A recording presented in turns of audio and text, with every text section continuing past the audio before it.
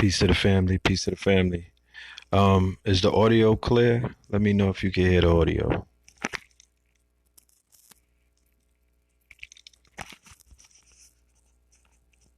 All right.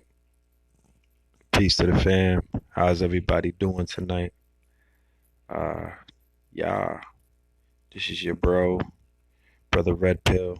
Um, yeah, we're gonna chop it up a little bit, touch on a few things and whatnot.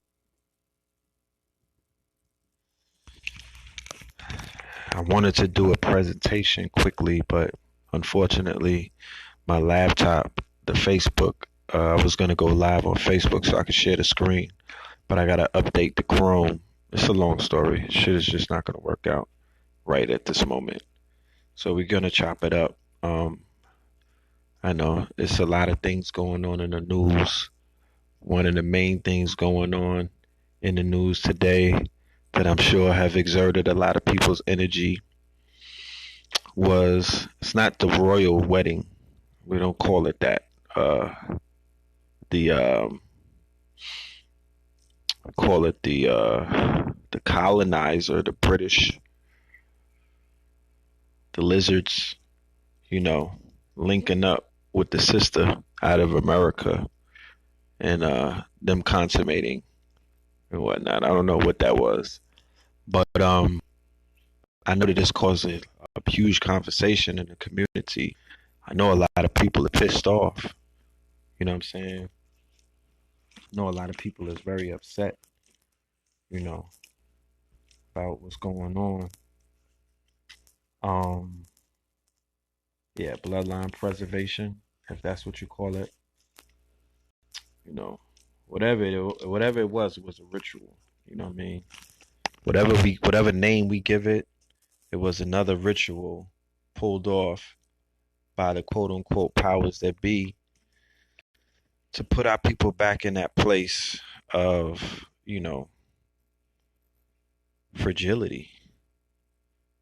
We talk about white fragility a lot, but nobody wants to talk about black fragility. We need to come up with a definition to describe the fragilicists within our community, you know.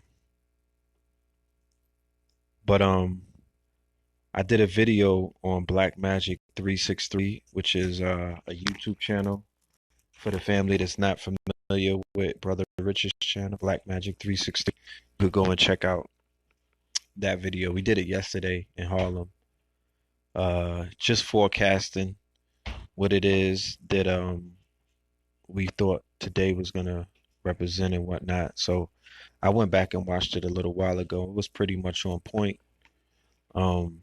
Just giving a little bit of back story or back history and answering some of the questions that the brother posed, Brother Rich.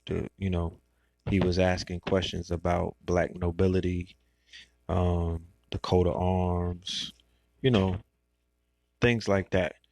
We utilize um, these hot button topics as teaching moments because you can't be under the assumption that everybody knows everything. There's a lot of new people in consciousness. Some people done graduated from woke and they pull up, they show up to get taught. You know what I mean? Like they made it loud and clear that they're not interested in people just getting online, wasting their time with all of that back and forth and frivolous talks and, just bumping their gums about nothing. People want to learn some stuff, so that's what we're there to do. So if you haven't watched the video, go and check it out. It's on Black Magic 363. I wanted to do the video over again. I'm gonna keep it a buck with you. The energy was kind of weird out there because right before we did the video, we witnessed a black man, a knuckle dragger, smack his girlfriend. Now,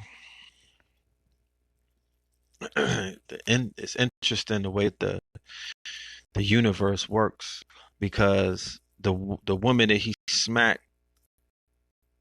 was not a sister, right?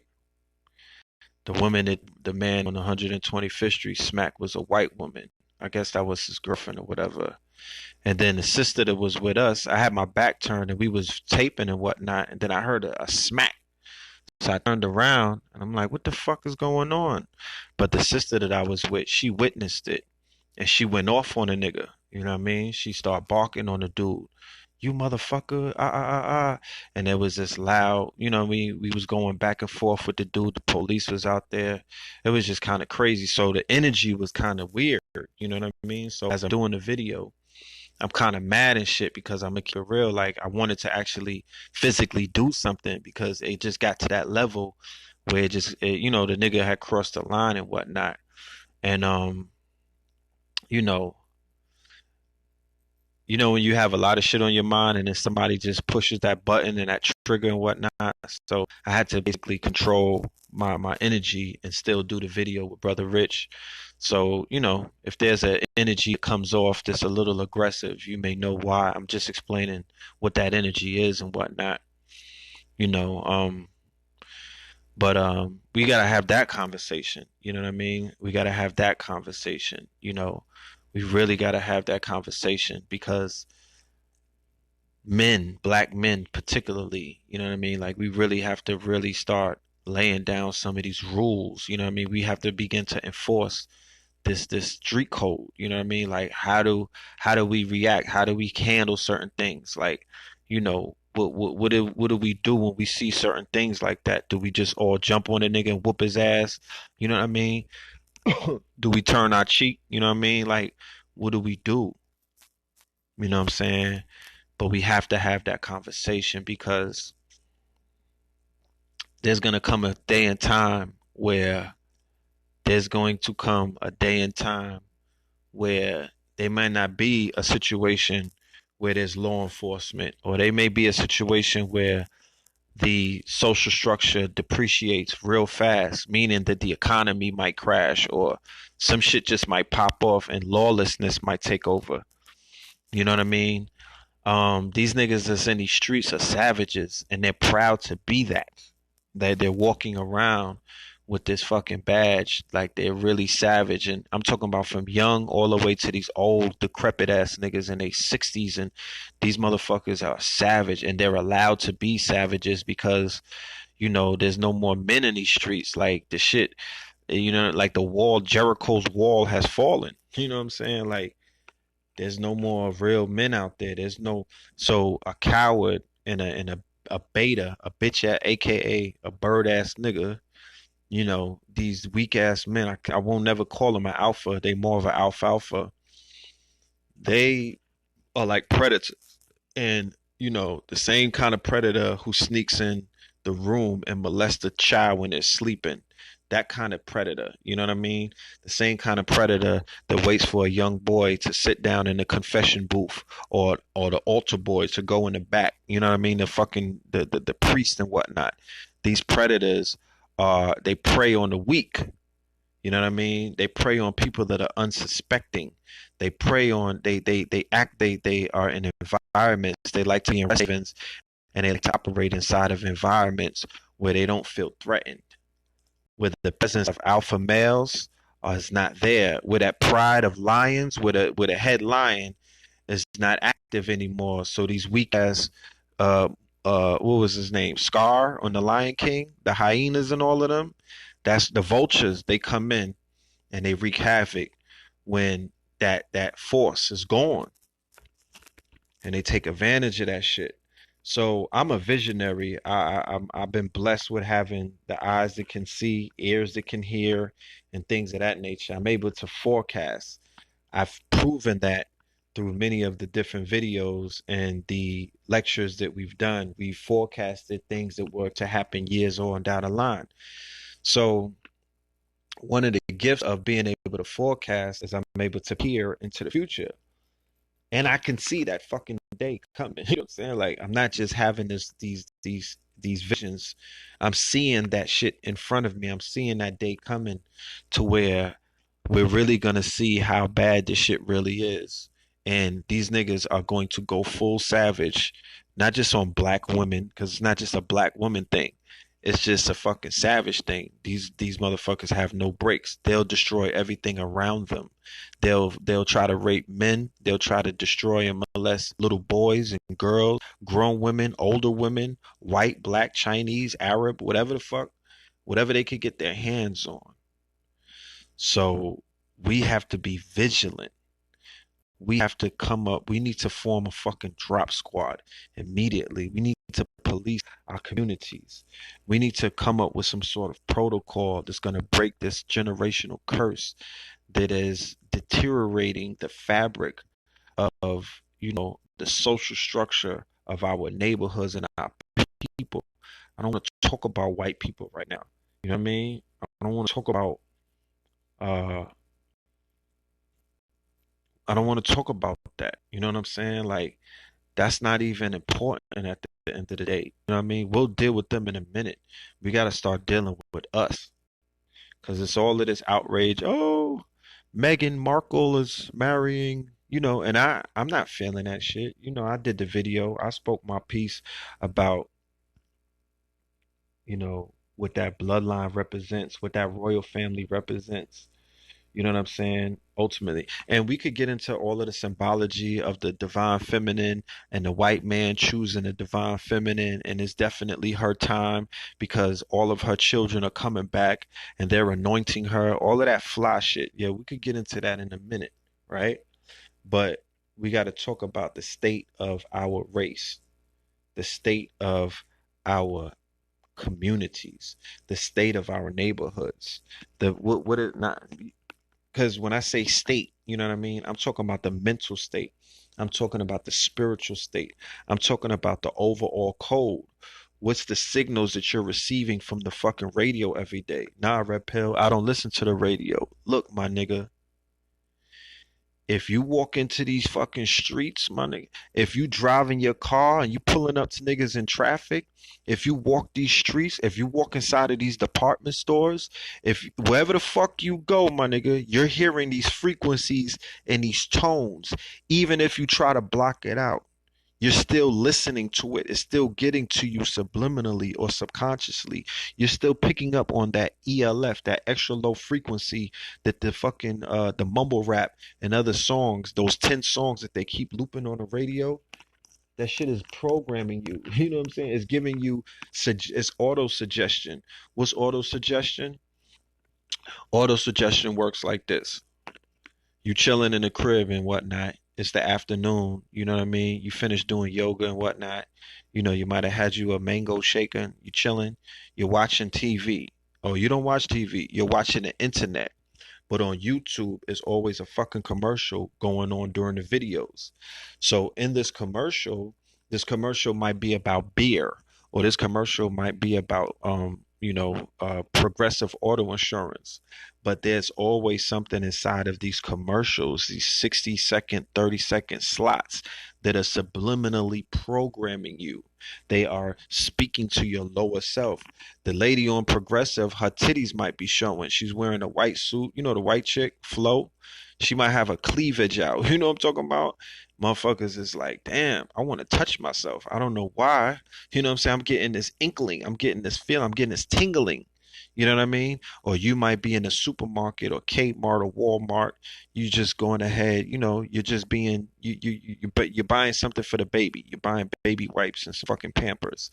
But the Migos, or Rich the Kid playing New Freezer on the fucking radio, and you know what I mean? How about them think about bands, and whatever they saying in a song, you're picking it up subliminally. Then you start getting auto suggestions, or you start getting these voices in your head is telling you, yo, you should do some crazy shit. Yo, go get you some pills, my nigga. What kind of pills? Molly Percocet. Go try that out. You know what I'm saying? Or we going to the strip club tonight. You're getting all of these things. And then you got your best friends. You're conscious, but your best friend is super ratchet. She's motherfucking she won the Miss Ratchet Universe, right? So then she calls you up. Hey girl, we going out. We going to the club tonight. We going to happy hour. You know what I'm saying? I just, you know what I mean? We gonna find us a Prince Harry, or I'm gonna find me a baller, or I'm trying to get laid tonight. Whatever they be saying, all of that crazy shit. You know what I mean? They might watch Love and Hip Hop, and then they want to hit the town and do some crazy shit that they saw on TV. So now they pulling you into their shit. You know what I'm saying? Or you got to bear witness to some debauchery. You're not watching it on TV now. Your homegirl is a part of this life. So you gotta go out with her and witness shit like that. Like, damn, these niggas are savages. Like, shit going crazy out here. I'm just saying, it's so much. So just from you being conscious and not watching TV, that's not enough. Edward Bernays, The Century of Self, they laid it out. They showed you the way they set up advertising, the way that they set up marketing and promotion. Everything is attacking you at once. I go outside, I see the fucking bus pass me. There's always a poster promoting a movie with either somebody holding a gun or an act of violence on the poster. Be like, damn, that's a lot of auto suggestion. They got me want to carry guns now. You know what I mean? They got me fearing for my life. They got me thinking that violence is the way, because everything is either dealing with violence, sex, or some other form of, um, behaviors that have been quote unquote outlawed, or behaviors that are seen as risky behaviors that could put your health at risk, that could put your life at risk. Motherfuckers is dying trying to get some box these days. You know what I mean? Getting set up on Backpage and shit like that. It's like, you got to be careful. You got to be careful. How could the savages think that there are consequences, like I said, when the 10 songs that are playing on the radio do not speak about consequences? They don't speak about consequences. What up, Livingston? Salute to the God. Those songs on the radio, they're telling you to go fuck another nigga's girl. Do you know what that meant when I was younger? That's a shot to your head. There's certain things that you don't do. You don't fuck with nobody's money, and you don't fuck with their family, and you damn sure don't fuck with their wife. Thou shalt not covet their wife. You get headshots for that. So all of these new teenager rappers with their homoeroticism, because they very homoerotic, Trippy Red and all them little niggas, Takashi and them, you know what I mean? Secretly, they want to just bone each other. But their new thing is, I want to fuck your girl. Like, that's the new shit. Like, I'm gonna hit your girl and send her back to you. Nigga, you get killed back in the days for that. It's not gangster. You don't come behind me on sloppy seconds, nigga. You know what I mean? You don't get no points for that. So a lot of the behavior, popping pills, being a junkie as a teenager, being on dope, on lick. You hear all these niggas talking about their dope addiction. Meek Mill, Lil Baby, all of them is talking about they all dope heads. They all like, yo, nigga, I was on heroin. I was geeking for real. So nobody was doing dope when I was younger. You got people on the radio telling these little niggas to do dope. Do dope. So yes, it started with the old heads. Yes, niggas been talking about that for the longest, right? When they handed over the industry in 2012 to the teenagers, because they said that the demographics that they're appealing to is 17 to 25-year olds. That was the decision that the record industry made in the early parts of 2012. The with the actual act, right? The signing that initiated all of that, that showed the world this is the direction that we're going in, is when they picked up Chief Keef, 16 years old. I believe they said that he got 30 million, even though I think that's a fucking lie and whatnot. That was just bluffing and whatnot, because later on he got dropped by Universal. But they christened when they brought Chief Keef in from Chicago with the drill music.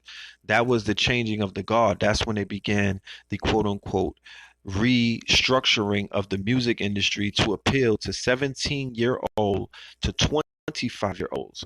So now, fast forward to today, everything that those youth are talking about and promoting, even though Jigga and the older heads and people that were older than them were talking about moving coke, moving bricks, selling weight, selling crack, these little niggas is talking about smoking crack, shooting dope, sipping lean. But it was talking about it before.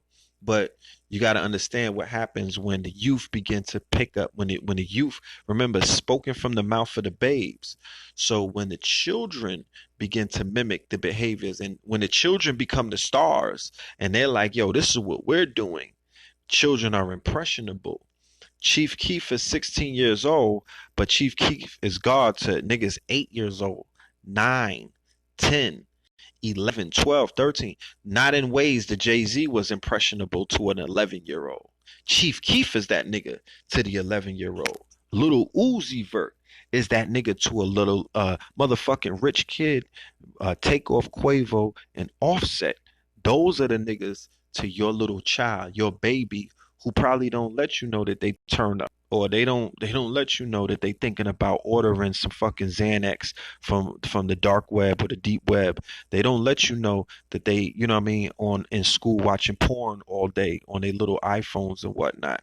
They're not telling you these things, but they're listening to these young rappers who they handed the fucking keys to the car to. That's what the industry did. So they handed over the reins to babies. These are little niggas. Their minds are not developed yet. They handed over the reins to these little niggas in the middle of a war. They handed over the reins to the music industry to these little niggas in the midst of an assault against black people, because when Chief Keef got signed, that's when you niggas was running around picketing for Trayvon Martin.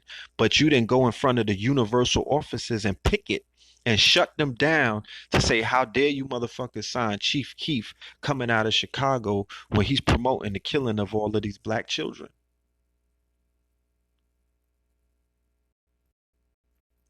That don't make no sense. Niggas was doing Skittles and iced tea and hoodies, right? For Trayvon Martin. And then when you look at the trial, Trayvon Martin was on trial. Zimmerman wasn't on trial. If anybody remembers the trial, Zimmerman wasn't on trial. He was damn near the victim. Trayvon Martin was dead, so Trayvon Martin wasn't even on trial. Who was on trial? Your fucking sons was on trial. The black man was on trial. Black teenagers were on trial. Niggas just wearing hoodies was on trial. That's who was on trial. The black girl that they put on the stand, remember Trayvon Martin's homegirl who couldn't articulate herself in proper English and the Queen's English? Nigga, she was on trial. That's who they was cooking on that stand. When Mike Brown got murdered and Darren Wilson was in court, nigga, Darren Wilson was on trial. Mike Brown was on trial. Fuck is you talking about? Mike Brown was dead. So who else was on trial? His friends was on trial. Niggas that act like Mike Brown was on trial. Niggas that wore their pants, and big burly niggas and young men who were menacing towards the law enforcement and civilians. Niggas, they was on trial. When they acquitted Darren Wilson, when they acquitted civilian by the name of George Zimmerman, when they acquitted all of those officers for the cold-blooded murder of these babies, my nigga, that started open season on these on all of Black America. So in the midst of all of that, Chief Keef got 30 million. He ain't make no anti-police song, no anti-white Aryan nation songs, no pro-black, nothing. They gave that nigga 30 million and nobody had nothing to say about that shit. Fuck.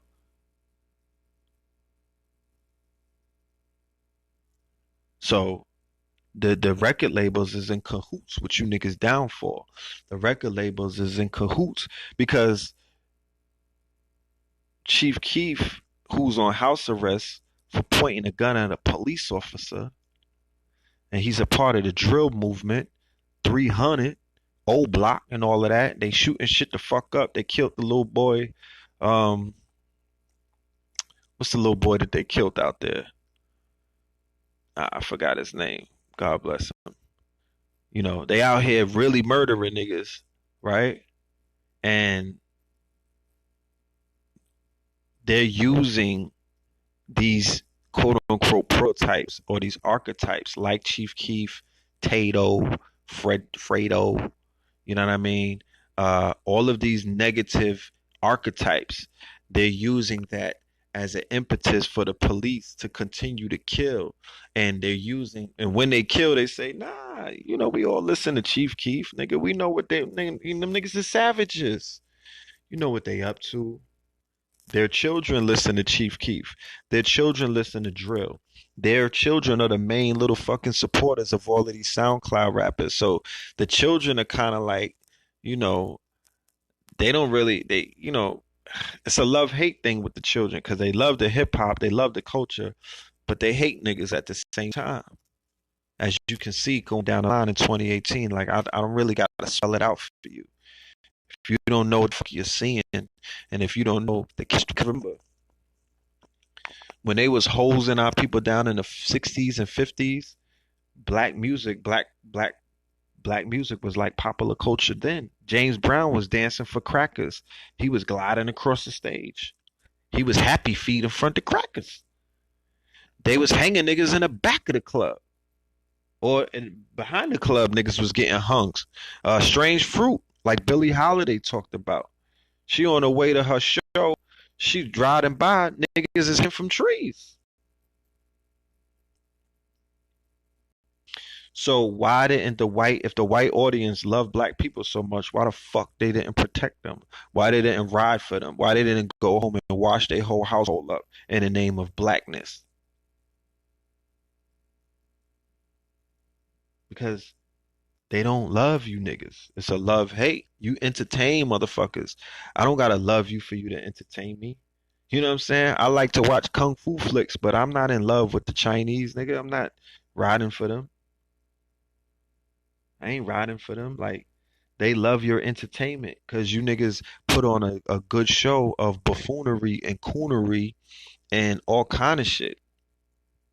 On top of the multi-talented artists that we have, you know, who can hit octaves, you know what I mean, and who have great windpipes and, you know, their happy feet dance routines, the choreography, you know what I mean, is stellar. You know, outside of shit like that, they still love to see you niggas shucking and jiving. Because that's the majority of the culture that they're into. The shit the niggas used to put blackface on and feed the world is still going on today. These little niggas with the fucking gold, these little niggas with the red braids, the yachties of the world, they're still out here at a modern day form of the motherfucking chitlin circuit. We don't even gotta play games. We don't have to play around with the shit. Will them niggas grow up and grow out of the braids and wake up and clean up their act? Maybe, maybe not. Maybe some of them will just overdose and be out of here like Little Xan and whatnot, Little People, whatnot. Maybe they might not make it. The ones who grow up, maybe they'll be in their fifth childhood by, you know what I mean? Maybe they'll refuse to be on their Peter Pan shit, pansexual ass niggas. They'll they'll just be mumble rappers even into their 40s. But then some of them are gonna grow up and mature. That's the same thing that happened this time around. That's why I handed the game over to the 17-year-olds. Because some of them older niggas who was getting raped for mad long in the industry, they began to wisen up. They began to wake up. They began to get socially active. I remember it was impossible to even when I was younger, like 10 years ago, it was almost you would almost get laughed out of the room if you say, yo, Common and Jay-Z, they're gonna be good friends in the future. Niggas would be like, what? Or Jay-Z is gonna be speaking up for social issues and Common is gonna be a coon. Niggas would have laughed me out of the room. Jay-Z is gonna be doing more social work for the community than Common Sense. In the years 2016, 17, and 18, Jay-Z, nigga, Jay-Hova, is gonna be doing more for black people than Common Sense. Niggas would have shot me out of the room 10 years ago. But look at where we at now. This nigga is rallying for, and we're not gonna, like I said, please don't come with these butt hurt. Oh, Jay-Z sold drugs to my grandmother, and oh, she, Illuminati. Listen, I'm giving you, I'm painting a picture about where we are in the culture right now. All right, perception wise, not how I feel. I'm just spelling it out. I'm just painting a picture for you. Jay-Z owns the label that J. Cole is on. That's his fucking artist. He doesn't have to be conscious for none of you niggas. Like, he don't got to be doing, and I'm not saying that he is conscious. He's not even, he might be woke, but I'm not saying that he's conscious, but he's doing more in the eyes of the public than fucking common sense and a lot of those backpack rappers from back in the days who said that they was about this evolution. Now, maybe those artists that I just mentioned, might be evolving, and their form of evolution is dating white women and saying that we should just love white people, and that's the way to solve our problems. And we're down with Black Lives Matter and things like that. Maybe that's their form of evolving. But to see certain things in these days and times, like I said, some of these artists began to wake up and they became more vocal about their consciousness or their wokeness. And what did the music industry do? They pushed them niggas right to the side and put babies in front of the camera. Little niggas that's 17 years old, 16 years old, on pills, on heroin, and completely out of their fucking mind. They don't understand anything about the world. You're not going to teach me about the world at 16. I'm going to I listen to my 4-year-old. They teach me. My 10-year-old is teaching me. I'm not going to say that I can't learn from a baby, but you can't give me the solutions to these worldly problems at 16. You're just not developed right now. You haven't have development comes with experience. How could you grasp the complexities of what the fuck needs to be done at 17? Even though my even though there have been revolutions, even though there have been uprisings, even though Rakim and Nas was 17 and 18 when they were spitting that shit, right? But these mumble rappers ain't Nas, and they damn sure ain't motherfucking Rakim. So we could end that right there. Okay? They're not them. And you're not gonna tell me that in the midst of a cultural renaissance where there's consciousness on a rise, where you still have master teachers that are alive in their 60s, 50s, 40s, 30s, 20s, that I gotta forsake all of what they got to say to listen to a mumble rapper who's gonna get us out of this situation. There's a war going on right now. Fuck is you talking about? Fuck is you talking about?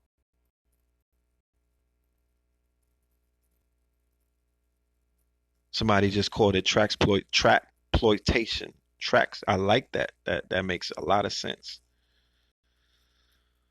So music casts spells. Music is one of the most powerful tools that you can hold in your hands. I didn't even mention the music videos, just the beat, just the music, just the tone, just the lyrics alone. Spelling is a fucking spell. I'm a musician. I know the power of music. So these billion-dollar corporations, these Israeli, Jewish, Zionist, Ashkenazi, billion-dollar corporations who are tied in to the state of Israel. They're tied into the prison complex industry. They're tied into big pharma. They're tied into the porn industry. They're tied into the sex trafficking industry. They're tied into all of the rat lines. All of these billionaire companies, that's how they wash their money. That's how they clean up. They all playing games with us, man. They all playing games with us. They're all in cahoots. Nothing is happening haphazardly. They act, oh, how did this happen? What's going on? Now we have social media in our hands. Now we have the internet. We have World Star Video. We have Vlad TV, right? We have these websites that are aggregating content at a pace where they're putting up at least 100 videos a day, right? Those videos ain't helping us one bit. It, those videos are not helping us one bit. You know what I'm saying? Vlad, he puts conscious people on his platform, right? He's been known to put conscious people on his platform, but he'll balance that shit out. He'll put one conscious person up there and 100,000 negative niggas, 100,000 knuckle draggers, 100,000 motherfuckers get up there and tell you how they was kingpins selling coke in the bluff and snitching on themselves and giving up their whole operation and basically opening up federal investigations based off of their interviews with Vlad. Soldier Boy get up there, talk about he shot niggas. Another nigga get up there, talk a note was plug, no plug, talk about how he killed Bankroll Fresh. Another nigga, Rollo, get up there, talk about his cocaine operation and the bluff and all of that. This is the kind of shit that's going on Vlad TV. Let's not even talk about World Star. Let's not even talk about all of the negative imagery, all of the negative messages, all of the debauchery that's on World Star. That's the new TV, my niggas. That's, you know, when niggas is like, yo, I don't watch TV no more. Nigga, but you watching Pornhub and World Star. You forgot to mention that part. And you're on social media. You know what I'm talking about? You probably follow the same thoughts that I follow. So you don't watch TV, but you watch something that's even more detrimental than TV at this point, nigga. You watching social media. Fuck is you saying? You watching the internet. You're not gonna fool me with that stupid ass. That's that woke shit. That I'm not falling for that. That nigga, I don't, Red, I don't got TV no more. You got 100-inch TV that you watch the internet on. Nigga, that's even worse than motherfucker. At least the TV shit is regulated. You're watching unregulated debauchery, unregulated thottery, raw thottery. There's no producers behind the thottery. You know what I mean? The bitch, she's twerking with her fucking tampon in her. You know what I mean? Shit like that. Like, the producer would have caught that on Love and Hip Hop. He wouldn't even let, they at least they polish up the thottery. This is unadulterated thotteries. Swipe up, swipe up. You know, all of the swipe ups that you see on Instagram around this time when you go on there, like 1 o'clock. These bitches is having full on fucking pornos on Instagram. So I know why you don't watch TV no more, because it's not as ratchet as the internet. So you threw the TV away and you jumped on the internet, nigga, where you could program your own fucking demise. You're programming, because remember, you're choosing to watch shit. You're finding shit. You're on Google searching shit. You're looking for you're looking for grainy porn and amputee porn. You're looking for films. You're looking for the best of ISIS. Niggas are just sitting back smoking GMO weed and drinking bad liquor. You know what I mean? And watching beheadings back to back, mad beheadings and shit like that. Nigga, you couldn't find that on NBC. So I know why you niggas don't watch TV. Shock and awe. I know niggas that sit around and watch drones blow up Arabs all day and be cheering that shit on. So we got to have a conversation about how we're going to combat the how could we combat World Star? Like, Q is dead. The black owner, he died of a heart attack. Rest his, I hope he's in a better place. He's dead though. So there's a European running the site now. If I was a hacker, I would take that site down. You know what I mean? Like, if I had the skills, I don't even need the skills, because I could go to a hackathon and just talk to one of my nerdy niggas. Like, that site basically either needs to come down or it needs the Ma'at treatment, meaning that motherfuckers need to create something equivalent to it, and if not more bigger than it, definitely 100 times more positive than it. Where's the conscious version of World Star? Where's the positive imagery version of World Star? Where's the upliftment, enlightening, motherfucking woke version of World Star? We need that because, like I said, when you go on Alexa, Alexa is a website that tracks all of the websites. Alexa is where you get big data from. I love big data because I don't like to just talk. I do the research. I get the numbers. I know what people are watching. I know about the motherfucking insight, the analytics, and everything. So on Alexa, when you pull up World Star and then you find out the breakdown of who's watching World Star, right? What countries they're watching it more, what regions they're watching it, what's the age group, what's the gender. So it breaks down to this. What is it? I think India is leading on a global scale. India, China, and then Canada. Those are the countries outside of the USA that WorldStar gets the most traffic from. I know that the Untouchables is in India, right? I know that the quote unquote the Nagas is in India, but nigga, who the fuck is in India watching Little Pump and these niggas or Little Tay? You know what I'm saying? Who's from what are they doing in India watching World Star? What are they doing in China watching you niggas at your worst? They're not watching World Star for some consciousness. They're watching World Star to see you niggas at your lowest. And what does that do when they see you niggas at your lowest? It might do the same thing to them that it does to me. It might say to them, these niggas got to go one day. Where's Bill Gates? Get Bill Gates on the phone because we're going to ramp up this eugenics programs because these niggas got to go. There's no other way around it. When you're exposed to that much lower level savagery in human beings, when you're exposed to that level of debauchery, what does it do? It dehumanizes these individuals. And what happens when you dehumanize a nigga? You wish for their death because this planet is crowded already as it is. These motherfuckers in China don't love you, nigga. They're not watching World Star to motherfucking to copy you niggas happy feet dance moves and your new fucking slave dances. They're not doing it for that. They're watching it the same way people watch car accidents. They're watching it the same way people are watching the ISIS beheadings. You know what I mean? Because it feeds their lower selves. It feeds niggas will watch bum fights. Remember we used to watch bum fights back in the days? Did you love the bums? You didn't love the bums. Remember niggas used to watch motherfucking Kimbo Slice with his eye hanging out, knocking niggas, not beating niggas to the white meat? You didn't watch it because you loved Kimbo Slice. You watched it because you hated that motherfucker that he was beating up. So when they watch, when so much of the worst of us is being broadcasted around the world and niggas is looking for allies, you niggas is trying to find somebody that can help you build Wakanda. It's not gonna happen. Nobody trusts you.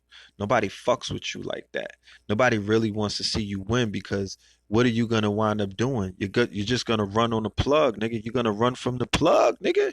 You're gonna double cross your allies because you haven't shown anybody. You haven't shown your own race.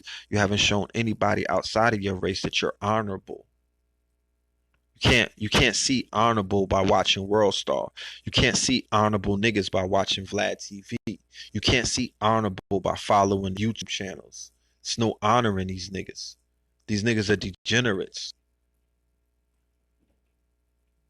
You just won't see that. So why would people ride for you? Why would people want to help you? Why would people want to ally themselves with you against anybody? No, they're gonna go for self, my nigga. They're gonna join forces with the motherfuckers that's banging on you. So when they tune in and they see the cop killings, when they tune in and they see niggas getting washed on the side of the highway, body slammed, motherfucking T.I. getting locked up trying to go home and shit. All of these things. The lady in Arizona calling the lady in Oakland at the barbecue calling the police. All of the white fragility. The foreigners don't understand white fragility. Foreigners only see enforcement. They like, yo, get them niggas. Domesticate them niggas. Hold them niggas down. They're not crying you no fucking rivers, my nigga. They're not crying rivers for no black people. Don't ever get it fucked up. Please. Don't ever get it confused. And you some silly ass niggas, you more sillier than I thought. If you motherfuckers think that's the case. Because that's not the case. Get over yourself. That's not the case. Love-hate relationship. They love the culture, right? Because the culture is easy to love. Who don't love sex, money, and fucking rock and roll? Who don't love money, hoes, and clothes? Who don't love sex, money, and murder? Who don't love a big ass girl twerking? Who don't love a big ass twerking? Who don't love a motherfucking foreign car? Who doesn't love jewelry, diamonds and shit? Fuck is you talking about? Niggas act like the culture is so great that because people is jocking the culture that means they jocking you. No, nigga, the materialistic aspect of the culture is what's appealing to people. Who's that's part of America. That's Americana, my nigga. That's part of Americana. That's what they're attracted to. That shit comes prepackaged in the American dream. That's why the foreigners, like the continental Africans, will fuck with your culture. That's why the Dominicans come and they'll fuck with the culture. That's why the Haitians and Jamaicans and all of these people that are out that are not indigenous or aboriginal to Northwest of Mexico. I'm talking about to these 50 fucking states. That's why they come into America and assimilate into that culture. But do they necessarily got love for the struggle? Do they got love for the people? Do they got love for what the fuck we going through? I would say some do, but a majority don't. But a majority don't. So we and I hear you, Greer Turnbull. We're existing in these days and times where we're attempting to achieve what is known as ascension. We're trying to rise up. We want to rise up from our lowly selves. The Moors, one of the things that the modern day Moors talk about is uplifting fallen humanity. You know, we want to rise up from our fallen state. You know what I mean? We want to ascend. A lot of motherfuckers don't want to come back here. So they want to make their hearts light as a feather, right? So there's a war going on inside of Black America because there's these interloping mentalities, like my brother broke down before. They're inside of one household, right? There's a war of ideas taking place. There's wars inside of the households because check it out. You got a household where the mother was raised Christian. Mama's all about white Jesus. That nigga's all on your wall and everything. You on some conscious shit. You find out that that's the motherfucking, you know what I mean? That's a false prophet. And, you know, that's not necessarily a power source. That's actually a source that's taking your power. So you already got an aversion. You like, yo, I ain't with this shit. She like, what you talking about? So all of these narratives are juxtaposed on top of each other. Then the child, then you might be the older child, then the younger child, the child is gay. It's you know, they have gender issues and whatnot. He don't identify with no religion. He or she don't identify with none of that conscious shit. They got their own version of consciousness, that woke shit, you know what I mean? But they're dealing with, you know, Greco-Roman lifestyle. So you might be on some pro-black, pro-life shit, straight lives, you know what I mean? Straight black pride type shit. So you on your shit, the younger brother or sister, they on their shit, mama on her shit. You like, yo, the fuck is going on? And nobody gets along because nobody's on the same page. And that one example of the household can apply to the village. You know what I'm saying? it can apply to the village, to whereas it's bigger than just a household. This is the issue that we're having in Black America. And then the father is a drug dealer. I forgot to mention the father. He's in and out of jail because that nigga's in his 40s, but he's still selling wild crack. He's in his 50s, but he's still chasing Tony Montana dreams. Whatever the fuck he saw in the 80s when he watched Scarface, he couldn't shake that shit out of his brain. He's been chasing that fucking cloud all of his life. So he wants to sell drugs and depreciate the value of his community, and he actually wants to parasite and feed off a weaker human being. But he be complaining about the white man and his judicial system and how it's not fair. But here it is, this man's main purpose for existing. You know, in life you have a purpose, so you can't serve two masters. This nigga's main existence is to feed off of people weaker than him. He walks around looking for fucking fiends. He walks around looking for zombies so he can feed off of those zombies, because remember, the family gotta eat, my nigga. My family gotta eat.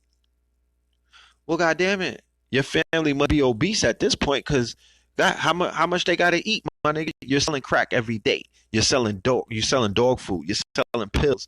You got 20 drugs that they selling, and they've been selling it for 30 years.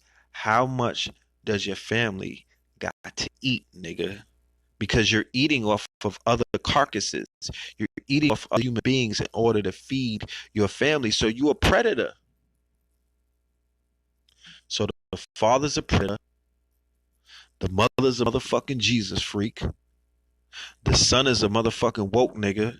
And the younger son grabs their ankles, you know what I'm saying? And gives niggas blowjobs. It's crazy out here. It's crazy out here. And this shit is going on in the community. It's going on in families. It's going on everywhere that I turn. I travel a lot, my nigga. It's going on everywhere that I turn. You can't serve your lower self and higher self at the same time. Facts. So all of you niggas run around trying to justify being a fucking Roman. You can't serve two masters. That's not your higher self like that. And I'm not being judgmental because, like I said, you know, I try to keep it cool these days. You know what I'm talking about?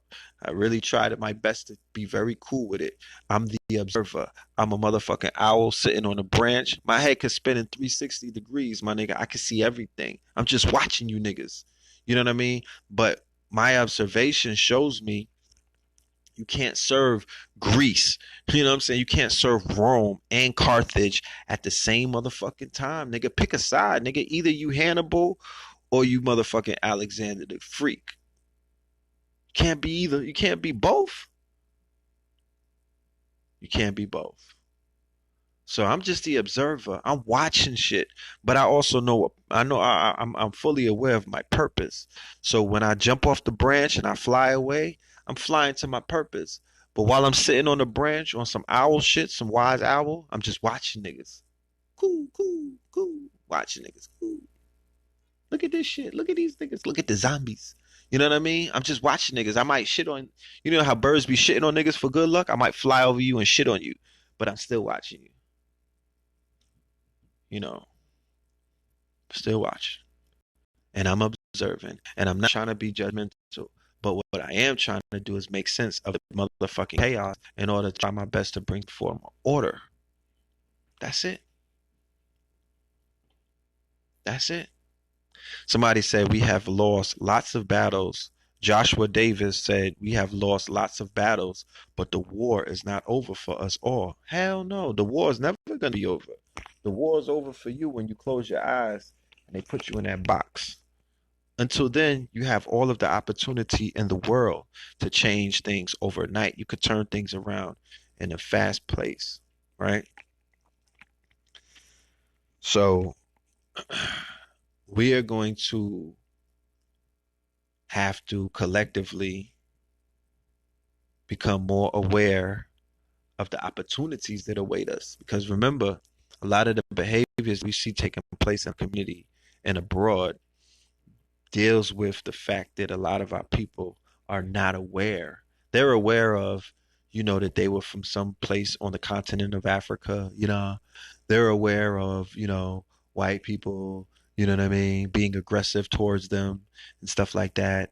And you know, they're aware of Donald Trump in the White House, and you know, people are aware of shit like that, but they're not aware of the new economy. They're not aware of the tech boom. They're not aware of the community. They're not aware of the accelerators and incubators. They're not aware of the gift economy, the share economy, the gig economy, the trust economy. They're not aware of this shit. These are called opportunities. These are windows that you niggas can climb through. So you don't got to climb through an old lady's window and steal her PlayStation. Facts. Or her fucking pills and whatnot. You know what I'm talking about? Like, there's opportunities that await us. You don't have to go and get hired for a job anymore. You can hire yourself. It's called a gig economy. All right.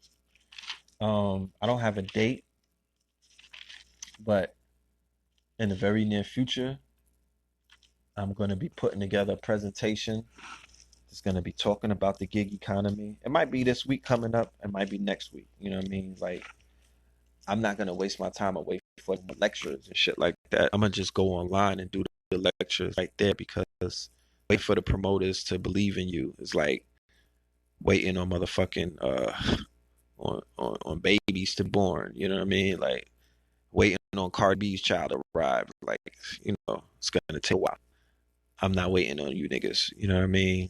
I'm not playing the dick riding game the promoters do. You know what I mean? They choose who they're gonna dick ride for this month, and then they throw they throw their little pennies at them. I might as well do my own thing. Like, why wait for you niggas while this world and this community and shit is falling apart, and we got ideas and solutions to present, but once again, motherfuckers don't work together. They work against each other. And that's another issue that we have in this community, is everybody's out to sabotage each other, whether it's on camera or off camera.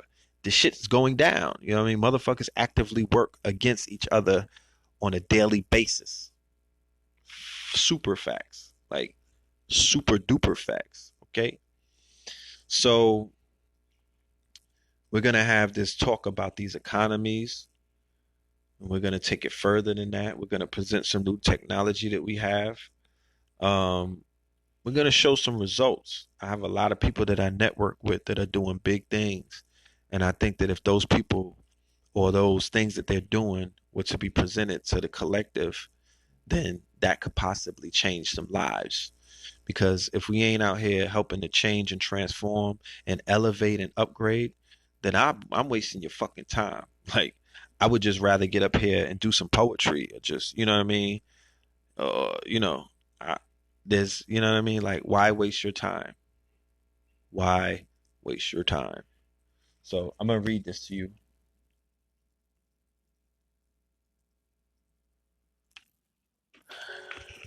Like, the gig economy, right?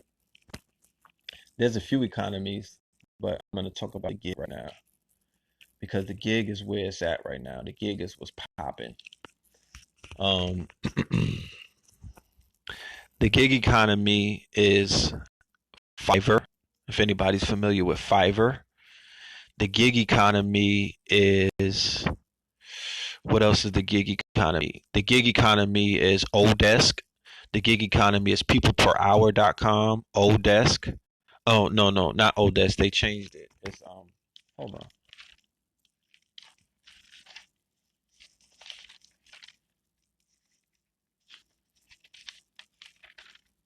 I'm gonna just read you the example, then we could talk about it in a minute. What's good, Bashir? All right. Remember, think about this concept. You no longer go and look for a job. You tell the world that you have a skill, or you tell the world that you have a trade, and they hire you for the job. You don't got to go out and ask for somebody to hire you. You put forth your skills, and then there are people out there who are going to hire you. It's called freelancing. Oh, TrueLance.com is another gig that you could go to. TrueLance.com. There's nobody that's going to stop you. They don't care if you're black. You could be purple. They don't care if you came home doing 80 years, my nigga. You could have been doing 80 years in a box and you came home with a skill. You can get paid right now. You don't have to wait for anybody. Craigslist is the gig economy. Okay? So when the economy crashed in 2008, new economies emerged. Nobody told black people, niggas, that this was the case. When all of you niggas was running around marching and crying and oh my goodness, and your white friends were there sucking up all of your black tears, right? And utilizing you being in a vulnerable state to basically fetish over you. They didn't tell you about the fucking crowdfunding. You know what I'm saying? Because 50,000 niggas was out marching, but y'all didn't crowdfund. He was in a rally where white people, lawyers and doctors, them niggas didn't go in their pocketbook one time to crowdfund. You know what I'm saying? They ain't put no money on the table. What did they do? They paid off Black Lives Matter. They bought Black Lives Matter and paid them out, and and created all these new relationships. Because remember, the dude with the blue vest, what's his name? D-Ray. That nigga's a thot. He's passing around an old white man all over the place. The old white man is running through that nigga like a thot. You know what I'm saying? These gay niggas is out here gay for pay. They out here thotting. But anyway, I digress. The gig economy is an environment in which temporary positions are common and organizations contract with independent workers for short-term engagements. So I used to be in a temp agency when I was younger, in my teenager years. When I just started working on the workforce, I would go to a temp agency. This is almost similar to a temp agency, but it's more revolutionary. Why? Because you're having a shorter term engagement, right? And you are the independent worker, and you're basically soliciting your skills or your gifts or your talents for people who are out there who are actively looking for you. Because when I go to Fiverr and I need a logo designed, there's like 100 logo designers. And I would pick the right one. I'll pick the one who I like. Usually, if you're melanated,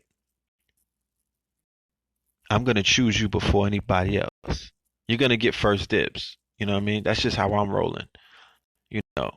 Before I go to the nigga in Pakistan or Bangladesh. Hold on a minute. Oh, that's the cat. All right. The trend towards a gig economy has begun. A study by Intuit predicted by 2020, 40% of American workers will be independent contractors. Did you hear that? They said 40% of American workers by 2020. Nigga, that's right around the corner. 40% of American workers would be independent contractors. So you niggas that are working at Arby's right now and Starbucks and other places, you might be an independent barrister. You know what I'm saying? You might be an independent a burger flipper. You may be independent. You may be working in corporate America and other places, but keep in mind that everything is going AI. The computers are beginning to take over. The computers are going to result in mass layoffs. As you can see in this percentage, that is a very high percentage. They're letting you know that we're going to be we're changing over what is known as the traditional workforce. If they say 40%, nigga, of Americans, that's half of America. So the traditional workforce is going to change from niggas getting hired with their resumes and their do-rags on. Niggas take their do-rags off before they go on a job interview. They're talking about they're going to switch that protocol into independent contractors, meaning, nigga, you're going to be doing the same shit that I do. You get up, you go outside to kill, to fucking eat. What does that mean? I'm a hunter-gatherer. If I want to eat, I got to get up, pick up my spear, and go outside and spear a motherfucker. I got to spear a whale right there on 2/5 in order to eat. Because if I don't get up and work, I don't eat. Ain't nobody feeding me. I'm an independent contractor. I set table up good and I'm contracting. Okay. There are a number of forces behind the rise in short-term jobs. And short-term jobs could be good, especially for those who are, trying to do other things and need some fucking time for themselves, who don't want to work 30 years punching a fucking clock. And then when you finally retire, nigga, you can't even get an erection, so you can't even have fun. You know what I mean? You're like 65 with some money, but the little niggas, the 17-year-old is in the industry. You can't even have fun, nigga. They running shit. You know what I'm talking about? So you might want to consider short-term jobs. For one thing, in this digital age, the workforce is increasingly mobile and work can increasingly be done from anywhere, so that job and locations are decoupled. You know what decoupled means? Job and locations are decoupled, meaning that they're breaking up. So you don't have to have a job and be in fucking downtown Manhattan, nigga. You could be on your laptop in Indonesia, in India. You could be in Zimbabwe. You could be in Tanzania, right? With your Wi-Fi, your hotspot, getting money the same way. You don't gotta be in one place. You could be on a China bus going state to state, nigga, like Method Man and Belly. I rode Dolo from state to state on a China bus, bitch, and getting money. You know what I mean? You don't gotta be stuck no place. You could, you know what I mean? You could be running around selling bundles while you're doing freelancing work at the same time. Double up, nigga. You could be doubling up. So you don't have to be stuck inside the office. Remember how they had the lecture where they talk about, the office, because the office ain't that healthy. You know what I mean? Look at city workers. Anybody know the city workers? They be in bad health, sitting on their ass for 30 years in one spot. Even if they got the little booty, the little cushion for their booty and whatnot, they still get a proportionate. There's such a thing as city worker bodies. City worker bodies. There's a body that forms on individuals who are city workers who just sit on their ass and they just work for the city for 30 years. Like, there's a certain kind of body that you get. Like, no, you could be swimming and shit, my nigga. You could be in the Caribbean. You could join one of those travel agency multi-level marketing jump offs and move around and still get money if you have the skills that can pay the bills. Right? Simple shit like Photoshop, Illustrator, Adobe, motherfucking what's that? What's the editing program? Adobe Premiere. Shit like that. You could ball out. You could be a herbalist, mixing up herbs, healer.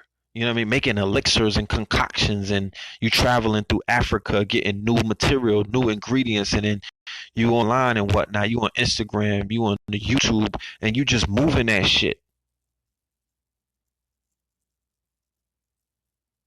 You gotta have a skill. You have to have a trade, and you have to be licensed. You know what I'm saying? Shout out to Cynthia Truwell. Facts. You know how much license? You know how many certifications you could get online, bro? You know how many certifications you could pick up online? You don't got to go Trump Academy or Trump University or Phoenix Academy and shit like that. There's all kind of shit. You could go to Khan Academy. You could go to Khan Academy. You could go to Udemy. Like all of these online universities, all of these online lynda.com, Lynda. You could learn how to be a photographer, a videographer, illustrator. All of that shit is on Lynda. It's time, instead of you being $100,000 in debt in college and all of this dumb shit where you coming out of the fucking college and you owe money and you can't even get no bread because you're not following the new economies. You don't even know about the gig economies. How you niggas going to college and they're not teaching you about the new economies?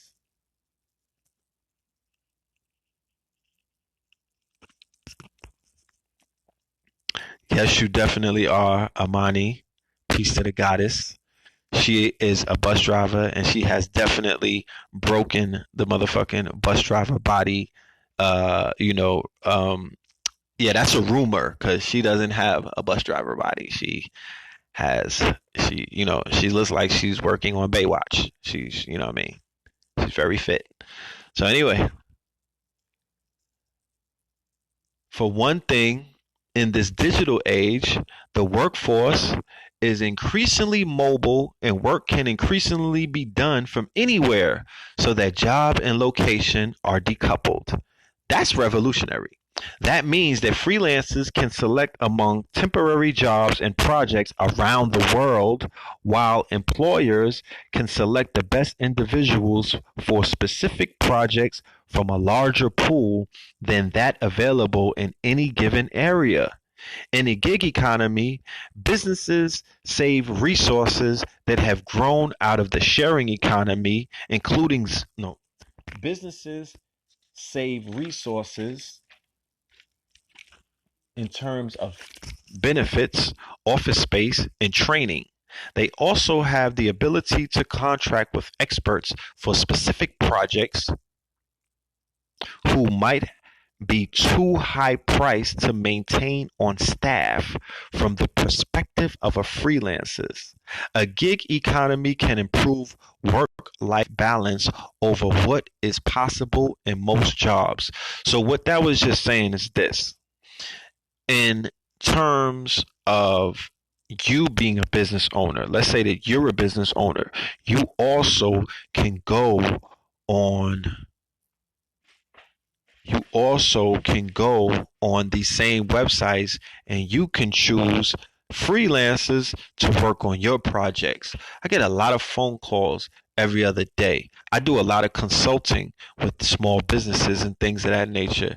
There are a lot of people who want to leave the workforce. There are a lot of people who are doing city jobs, driving buses. I'm talking about, you know, uh, being teachers, principals, you know what I mean, law enforcement, all of these things, and they want to transition out of the 9 to 5. They want to work for themselves. They call me all the time. They have these ideas and whatnot. They're like, yo, I want to work for self. You know what I'm saying? If anybody could tell me who did that painting, it's right there. I got a free t-shirt for you.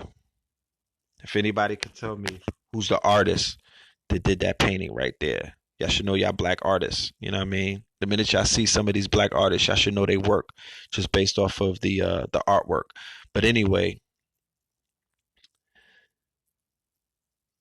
you have the ability to now create a budget. Let's say $1,000 budget. You could go on Fiverr. You could go on TrueLance. You could go on peopleperhour.com. You could go on Upwork, UPWRORK, up, like upwork.com. And you could select freelancers to begin to work on your projects. That's how that shit works. And you could create prototypes of a concept, the idea that you have. Let's say that you wanted to create a certain kind of car, right? I'm reaching, I'm going far with it. Let's say that you wanted to create a certain kind of car. Let's say that you wanted to create a product that sells in Whole Foods. You could go online to Fiverr and find a 2D or 3D designer who could basically design a prototype of how your packaging is going to look, the bottle, the wrapper that's going to be on the bottle or whatever the product may be. You can have all of that designed to prototype through a freelance gig economy, because it's called, when you hire them, it's called a gig. When you go, that's slang back in the day. Yeah, I got a gig, nigga. I got a gig. Yeah, well, they've monetized that gig talk that you niggas you know what I mean? Like, that's really a job right now, like a gig. And you put your budget towards all of these people. Boom, boom, boom. You hire certain people: website developer, app developer, motherfucking, you know what I'm saying, t-shirt designer. All of these things are there. Logo designer, You could just have an idea and the shit not even fleshed out, and you could contact one of these people and they'll help flesh it out for you. You don't gotta bother me. You could go and pay somebody. Remember, Fiverr is Fiverr because it's a $5. It starts at $5 fucking. You know how much stuff I got done for me for $5 fucking? You know what I'm saying? Do you know how much things that I got done for me for $5 fucking with Fiverr over the years? Like, it's incredible. So there's gonna come a day and time as a community, once we get our shit together and once we begin to organize, where we're gonna be able to create our own Fivers. We're gonna create our own freelance sites, and because all of these sites are like, there's templates where you can build your own sites. Like, you don't have to wait for anybody's permission to do it on your own. You know what I mean? I don't have to this way. I don't gotta go to a nigga in Bangladesh to do a simple logo. I could go to a nigga in Bankhead. I could go to motherfucking in Chirac. I could go to somebody in Harlem that's a part of this gig economy that we'll create, and I could get them to do it. So they now can have the money. I don't want nobody that I don't know getting. I'd rather do it with people that I know. But you got to be reliable. Inside of these websites is a component called a trust economy, where they're, like when you take a Uber or a Lyft and they ask you to rate the driver at the end, he has like 5 stars. Or when you go to eat at a restaurant with Yelp, this rating system is still going to be a part of all of these sites. So you're going to be you're going to be rated based off of your consistency or your inconsistency, things of that nature, your timing or your completion of the projects versus your stagnation. Like, you don't want to be a 1 star nigga. You know what I'm saying? Everybody's gonna strive to be a 5 star worker, or they want 5 stars on their reviews. Like, so that prevents a lot of nigga shit. You know what I mean? When you implement these fail proof systems. So, you know, it's coming, man. It's coming. Like I said, I'm just reading you. This is my notes. I'll have the full lecture put together very soon, and then we're gonna put it out there. And it's part of the Facts 2020 initiative. This thing that I'm doing right here is part of the Facts 2020. You know, if everything works out by the summertime, we'll be on the road doing some dates with the Facts 2020, presenting it to new audiences. Because, like I said, the goal is a 30,000 membership, and we're going to show you that you could do some monumental things with the force of 30,000 people. You know what I mean? We could change the world, our world. We're not trying to change the whole fucking world. Like, motherfuckers be putting big ass boulders on their shoulders. Like, change your circle, change your world. Like, you could affect the whole world by just working on a few people. Like, I've seen it done before. So that's what it is. But go and do the research. Gig economy. If you want to learn more, GIG economy. You know what I'm saying? All of the information is public. But that's what it is. But like, we started out the show talking about this royal wedding, or this so-called royal wedding. A lot of people have a lot of things to say, you know, and rightfully so. You know what I mean? Rightfully so. I seen a few videos today, and everybody had a great perspective. You know what I mean? Everybody made sense to me, because there's no one way. You know what I mean? I do celebrate any time that people are happy. You know what I mean? I believe in that, but I ain't with the fuck shit. Like, I'm not happy go lucky. Just not happy at any fucking thing. Yeah, you know what I'm talking about? Like, fuck that. I'm not a happy go lucky, and I do too much research. I've studied too much. I've seen a lot of things. I've been on this planet for a very long time. Like, nah, you ain't gonna pull the wool over my eyes. I'm not, you know what I mean? Like, I wasn't raised on Disney. So I don't look for shit like that to validate me. You know what I'm talking about? I don't look for shit like that to make me feel special. Oh, they let black people sing spirituals in the motherfucking chapel. Like, who gives a fuck? Who gives a fuck? I'm more concerned with what the fuck happened to all of them people at the end of Infinity Wars. Shout out to Patty K. You know what I'm saying? When Thanos snapped his fingers. Who gives a fuck? I don't mean like all of that is frivolous to me. Oh, she got married. Yeah, nigga, she got married. You getting fucked? Like, did you get married, motherfucker?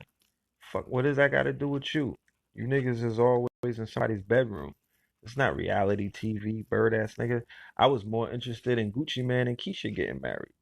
Fuck is you saying? Oh, she got married. So, niggas marry every day, B. Niggas get married every day, B. The fuck?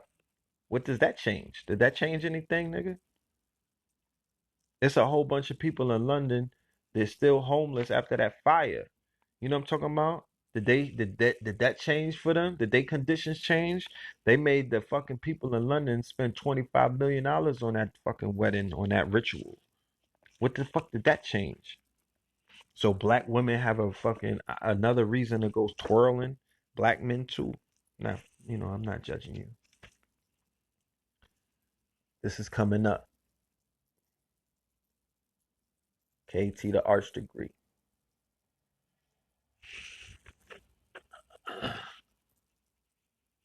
KT the arch degree, May 27th, 6 p.m. to 10 p.m. Nicholas, you see that word? Free? Free 99, nigga. Nicholas, May 27th, next weekend. My good brother, my younger brother, KT the arch degree. That's my blood brother. Like, real talk. That's my brother. He's going to be doing his lecture. And then June 3rd, Panic, Isaiah, and Valentine. If you niggas ain't hear about this, y'all might have been you probably was paying attention to that wedding all fucking week or all month and you didn't even hear about this, but this is going to be litty. June 3rd. Thanos is coming, niggas. Infinity Stones. You done know. Yeah, nigga. Thanos is coming, nigga. So, that's what's coming up. That's what's coming up. KT's gonna go in. You already know KT's gonna spaz out. You know what I mean? He already did a preview of the shit. Blew me away. But and then look, nobody's talking about the school shooting today. That shit got swept under the rug. So 10 fucking children, allegedly, because I wasn't there. I didn't see no bodies. Like, allegedly, the niggas had a drill at the same school a week before. How is it that everywhere where they got a shooting had a drill the week or two before? So that shows you, if you're anywhere in the world and they have a drill, nigga, don't go back to that place, because the ratio of some shit popping off after the drill, that's the dumbest shit ever. Who the fuck decides I'm gonna do a massacre after they had a drill to prepare for a massacre? Does that make any sense? That makes no sense. So, like I said, if my child was in Texas, I would be pissed off that nobody's talking about it today. The next day, you niggas is dick riding the motherfucking wedding across the pond. And nobody's talking about my dead child. This shit crazy. And then the little white boy who killed the children, the one who was coming to school with a black trench coat and black boots, right? Who's on social media, wild Nazi and white inferiority complex. Like, who's gonna take care of him behind the wall? Because 20 of them get locked up and nobody be putting hands, feet, and teeth on them. That's crazy. That's crazy. Where shit. Where I'm from, anybody could get touched. Rikers Island, nigga. Like, up north, New York, anybody could get touched. Like, you're not. John Gotti got touched. John Gotti got his shit split. Like, are you serious? Jeffrey Dahmer got bodied. So you mean to tell me that nobody could put hands on these kids? That Dylan Roof and them, no, but they're untouchable? Come on, bro. Come on, bro.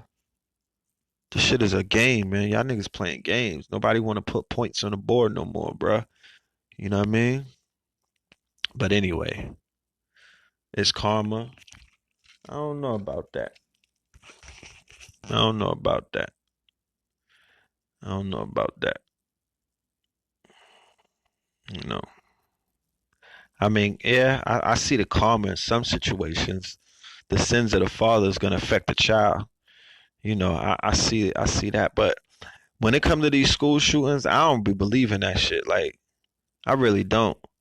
I believe more when they show, like, when a black mother loses her child, nigga, I feel that in my soul. Like, it reverberates in my bones.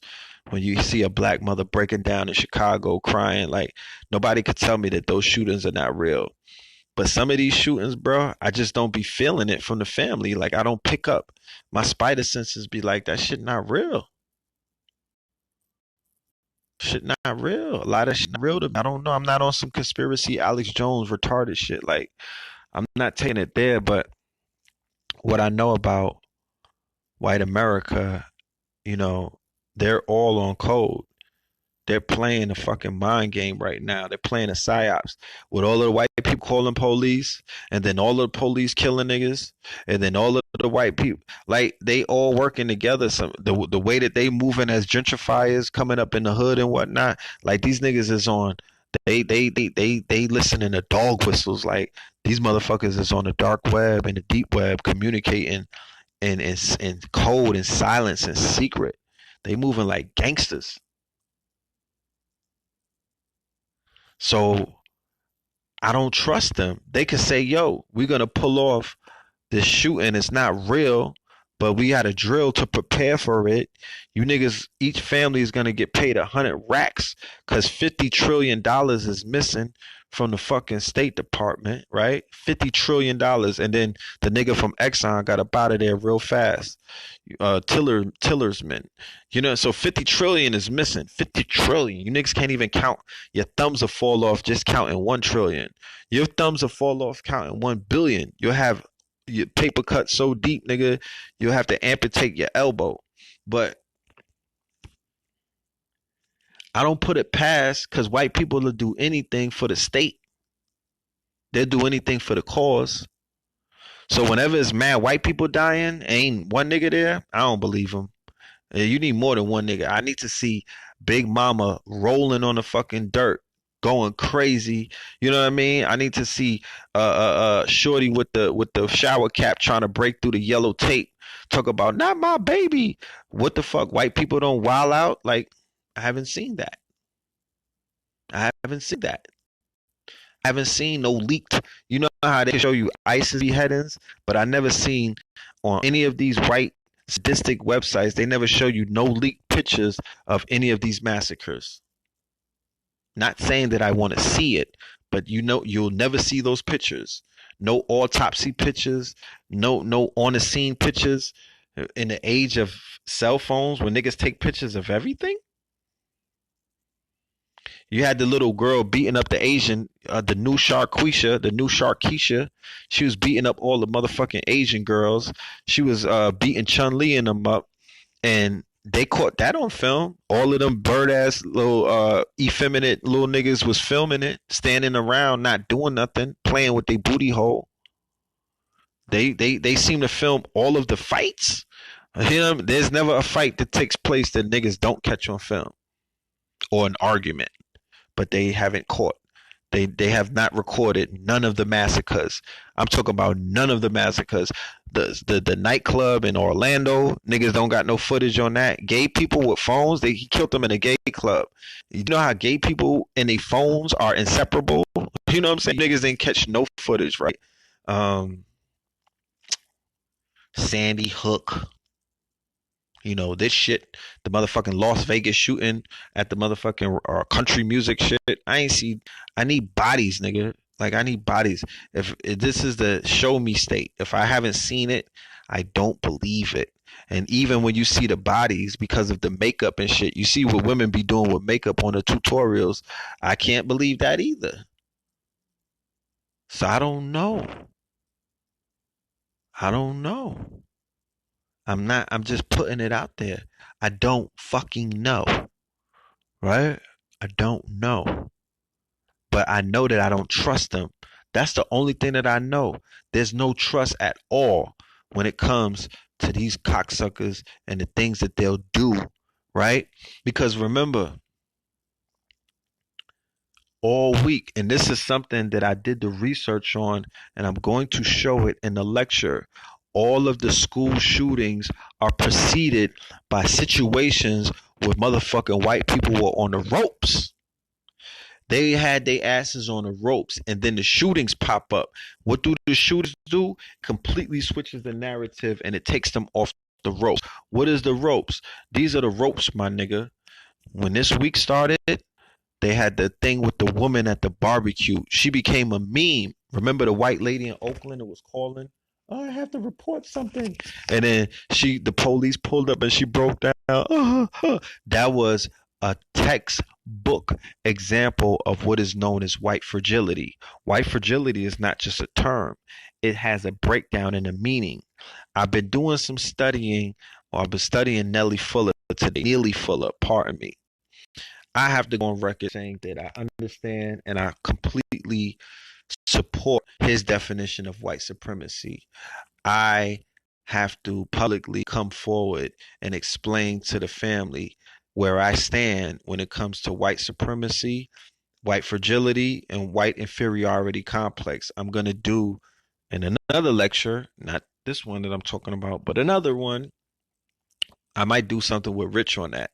And we're going to basically marry all of these concepts together to show while there is a system of white supremacy, the behaviors and the actions are indicative of what we know as white fragility, right? We're not going to dismiss white supremacy, but I don't like saying supremacy. I just don't like using those two words because they're an oxymoron. White and supremacy are oxymorons because, it's not real. It doesn't make sense to me, right? So this whole week was white inferiority, white fragility on 10. The white man or the Jew, right? Then so the white fragility is the fact that whenever these people get approached, whenever you run down on them, right? Whenever you pull up on them and you put the pressure on them, they fold. They'll bend like a plastic fork at a barbecue. You know what I'm saying? They'll bend. They bend. They don't have the backbone. They're not strong willed. They don't stand up by themselves, maybe in groups or whatever. But when you run down on them, oh my goodness, no, no. Or when you confront them and you bark on them, like what motherfucker, and you grab your nuts and you be who you stand in your proper persona, they fold. I've seen it on so many occasions. I'm not here to fucking play no games with y'all. So she exposed white people. She exposed the mentality because prior to the police showing up and she's breaking down, you niggas is scared of this white woman with the phone. Oh, it's a white woman on not calling the police. We got to run. Pack your bags.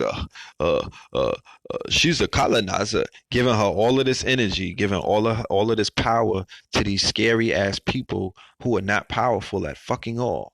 Right? So when she breaks down to the police and you seeing how fragile she is, how weak she is, how inferior she is, that's not good for. They don't like that. Remember, the news, the mainstream media didn't carry that story.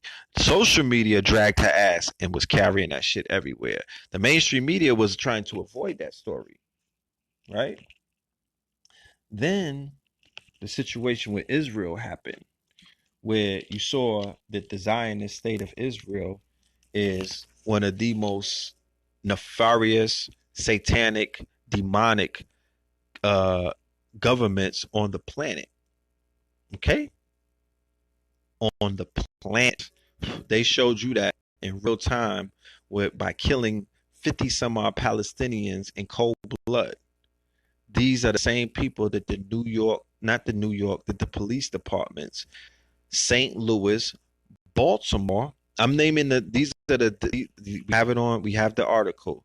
These are the states that went to Israel to get training in 2012, 2013, 14. There were some laws that put together where the police departments were getting training from the Israeli defense forces, the same defense forces that are out here killing Palestinians like pigs in the streets.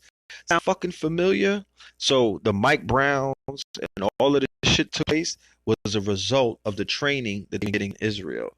So you started seeing that whole aspect of this, this white, this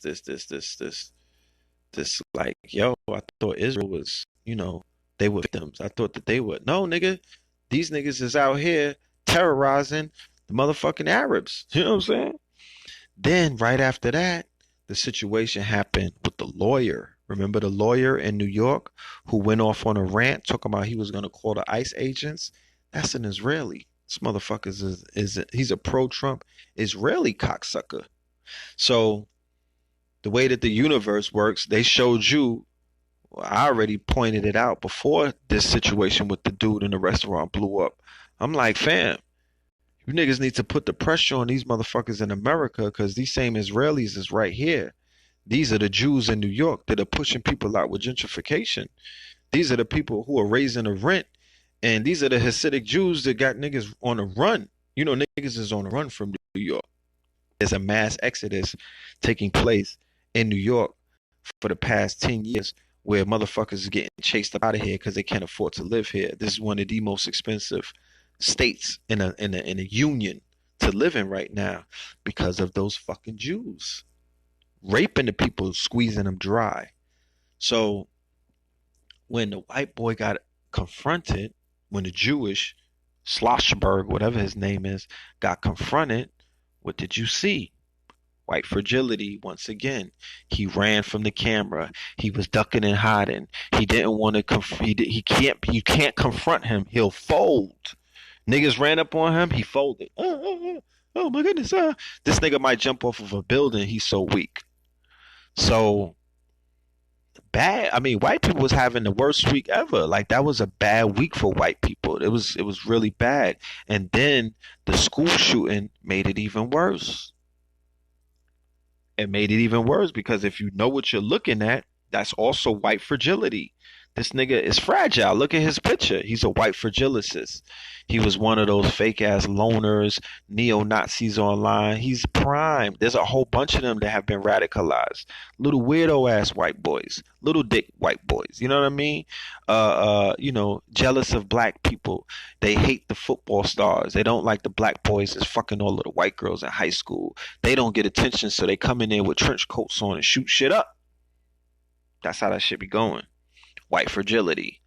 So, but the way that the media took the story and spun that shit and made him a victim. Oh, he was a nice guy. He's a trouble boy. We didn't see any signs. But then when you go on these niggas' social media, the signs is right there staring at you. Niggas is swastika up. They got High Hitler. You know what I mean? They motherfuckers got guns and shit on their Instagram, but you didn't see no signs, right? You cocksuckers. So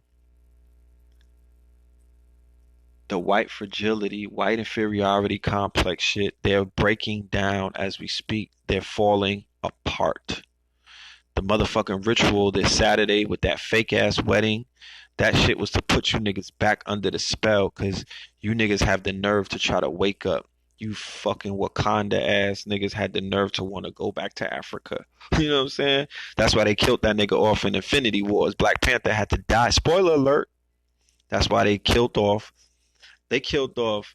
Black Panther, and remember Thanos snapped his finger in Wakanda. He killed off half of the universe on Wakanda soil. So they just went ahead. Marvel was like, yeah, that shit is short-lived. We're going to kill this Wakanda shit real quick. So they went ahead and did that. You know what I mean? And they got these spells, these fucking royal, the wedding and whatnot, the ritual / wedding and other things to put their slaves back to sleep because they can't afford you niggas to wake up. Sorry, you know, sorry. So that's what we see taking place. That's what we see taking place. A lot of inferiority complex.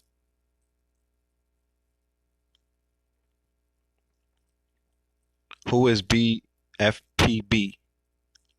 What does FPB stand for, sis? Tashara. She said they said he was nothing like who his FPB said he was. You know what I mean? Hit me on the inbox, Christopher. Thanos snap. Out of here. Shit. I got the Infinity Gauntlet right here. Let me see if I could do it. What if you could just go like this and white people turn into dust? Thanos snap.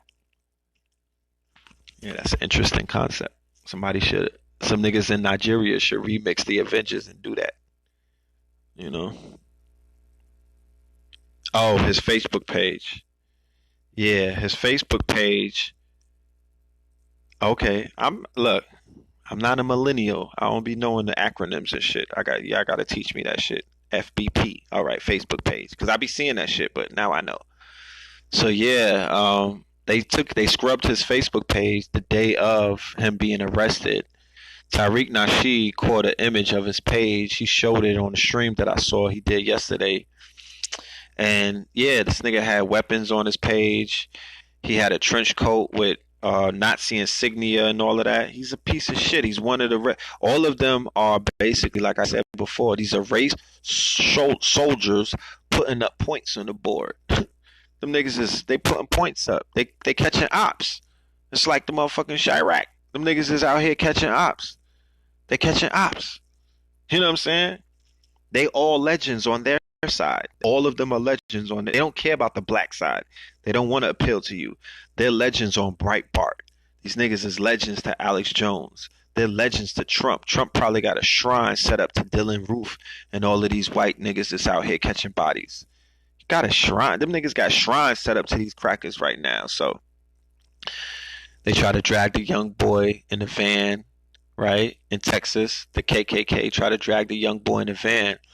But that didn't work. But then later on, a few days later in Galveston, right down the block, the white boy goes into school and kills 10 people. And he's damn near, he's the same prototype of the white boys who kidnapped the young black boy and tried to kill him in the house.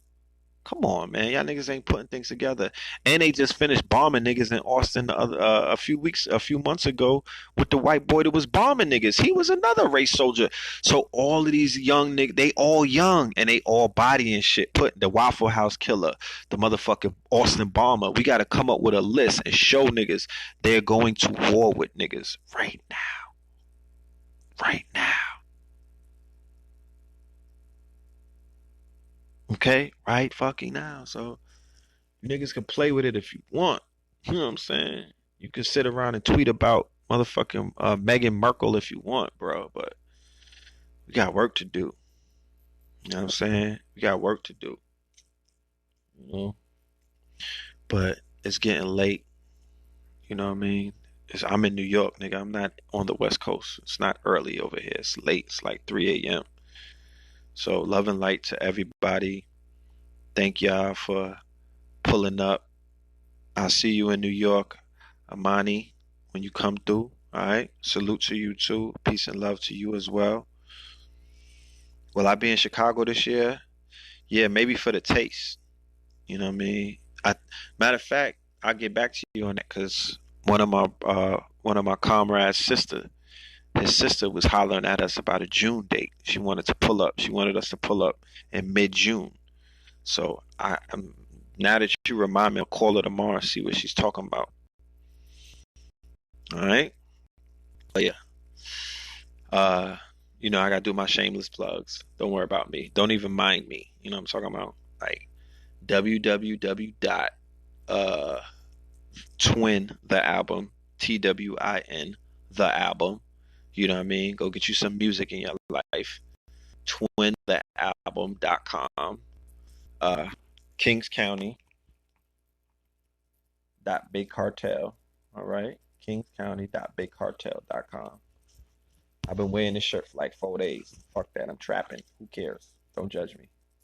kingscounty.bigcartel. Um, oh yeah, Patreon. You know what I'm talking about? Shout out to all of my Patreons.